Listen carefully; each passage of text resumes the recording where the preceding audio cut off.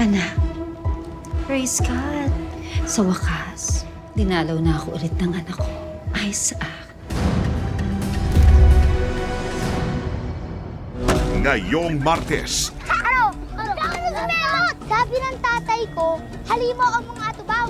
Di kayo dapat dito nakatira sa tumahan. Magsisimula nang mawala ang mga atubaw. Sila ang sumpa ng pamilya natin, anak. Gusto kong makita ninyo kung paano mamamatay si Lolo.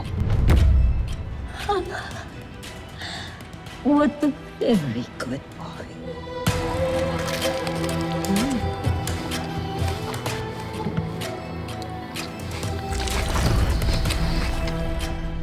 Kabila, wala na si Bangkil. Baka nga tama talaga si Elsie. Kailangan ko na talaga siguro magpahinga.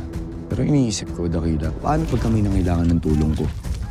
Hindi kaya dapat makahanap tayo ng tao na pwedeng pumalit sa akin bilang si Bangkil?